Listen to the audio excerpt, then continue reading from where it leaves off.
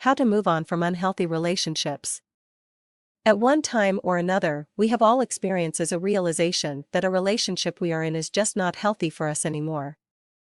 It could be with a mate, a friend, our body, or even food. However, the root of this feeling is the same across the board. We think to ourselves, this just doesn't serve me anymore. At one point, the relationship provided some level of happiness, but now the cons far outweigh the pros. This is where the crossroad lies. The choice we face is simple. Do we continue down this path because it is familiar and comfortable, or do we take the road less traveled, removing ourselves from an unhealthy environment so that we can live a happier life? Before you answer, let's take a look at the process of moving on, which so often is filled with fear and holds us back. Step 1. The realization. Just the single realization that you need to make a change is a huge part of the process, and can provide some relief. You can't change what you aren't aware you need to change, right? So, once you can look at the situation objectively as a third person, and say, this is not a healthy situation, you have already started to shift. The process is actually more mental than physical. Yes, we need to take action to make positive changes in our life, but the bigger hurdle is getting our mind to agree to stick to the plan. We must know, with certainty, that this is the right thing for us. Remember, the body is the servant of the mind, not the other way around. You can do all kinds of things, but the reality is, if your thoughts and your feelings are not 100% in alignment with what you are doing, you are going to end up right back in the same spot. Step 2. Deciding what you do want. So, you have decided that this is what you don't want. Now you have to decide what it is that you do want. This sounds silly, but if you are going to remove something from your life, you must be clear about what you want to replace it with. This new void is going to get filled with something, much like a hole you dig in your backyard. In a short amount of time, nature will fill it back up.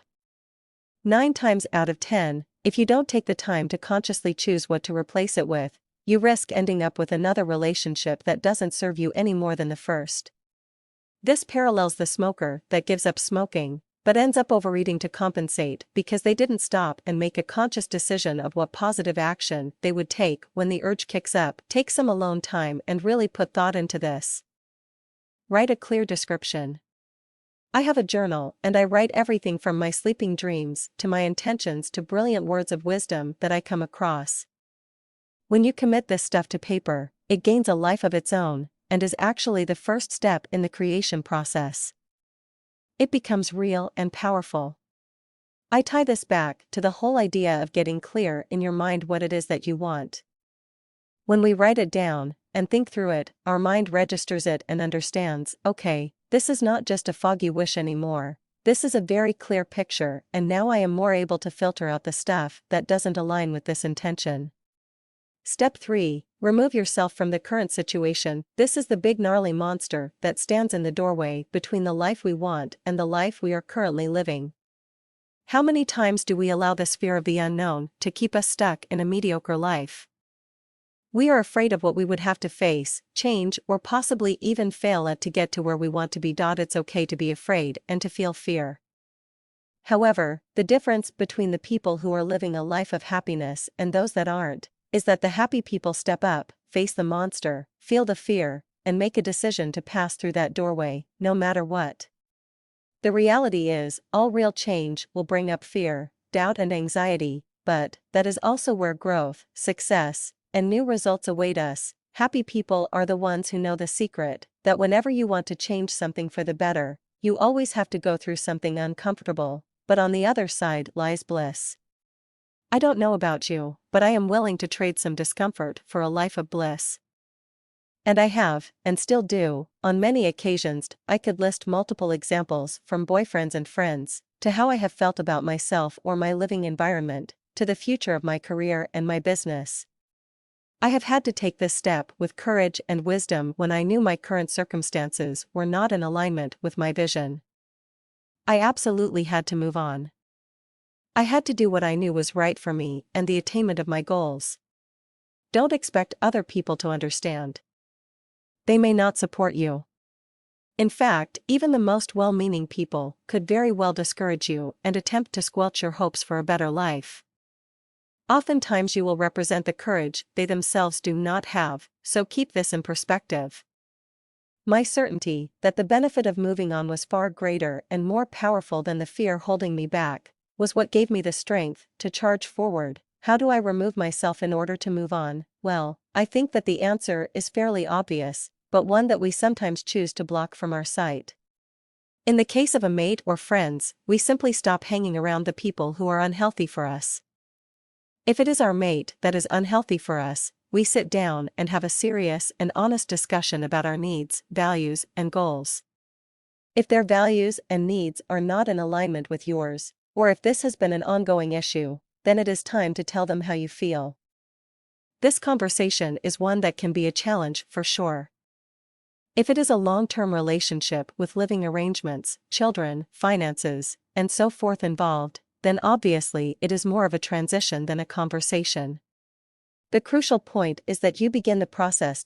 If the unhealthy relationship is with yourself, with food, or with an addiction, then this step would involve removing the triggers from your environment. Begin a journal that documents how you feel and what is going on when an urge hits. Notice it and observe the emotion with a judgment-free awareness. When you journal enough of these triggers, you will notice a pattern that will then empower you to find a more positive outlet. You'll begin to have a heightened awareness of any emotions just as they begin to surface, and that is a defining moment. You now have the conscious decision to move forward in faith, or to step back into fear, doubt, and/or anxiety. This is not easy, but it is attainable. I have found that surrendering is one of the most helpful and powerful gifts you can give to yourself. So you are frustrated because you just left a relationship and you still have feelings for him or her? Surrender to it. Who says you need to hate them just because you aren't with them anymore? The temptation to dig in the freezer for some Häagen-Dazs is overwhelming. Surrender to the feeling without going near the freezer. After all, that is not who you are, that is who you were. You are in the process of making new decisions and creating new results. Give yourself permission to feel what you feel.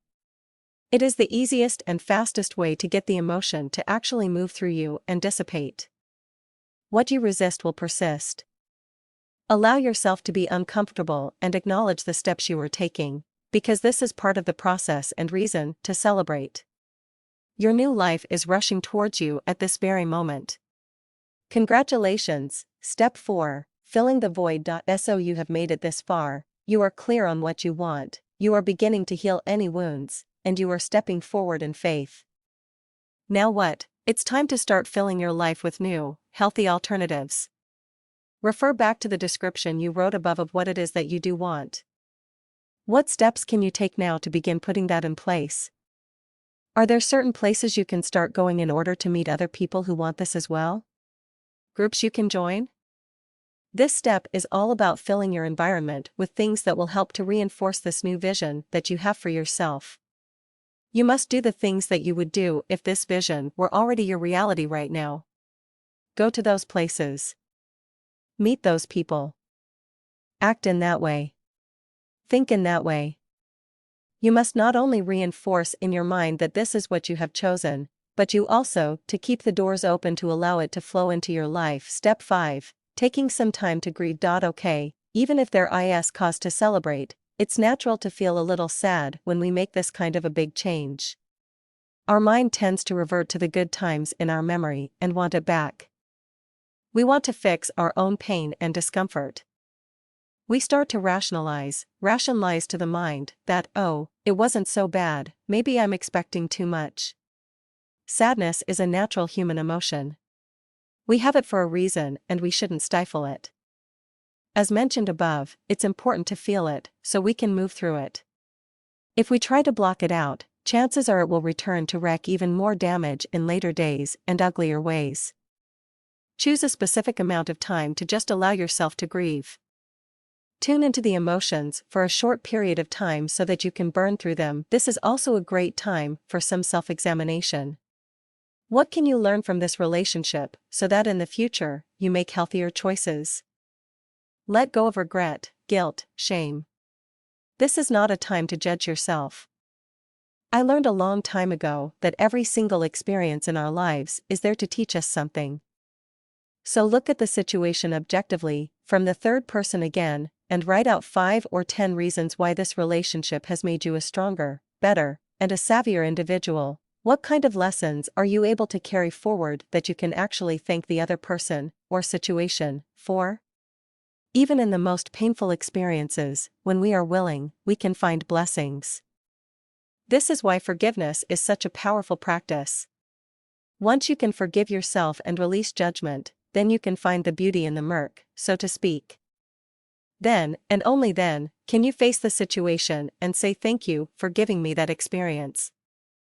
That is true power. Note, this step may not be applicable for every circumstance, but if you need to take time to heal, make sure to take that time. Step 6. Be grateful. At this point, if you are truly following the steps listed above, you are going to be seeing a dramatic shift in not only how you feel, but also what you are experiencing in your life. Most likely, you will feel light years different and better.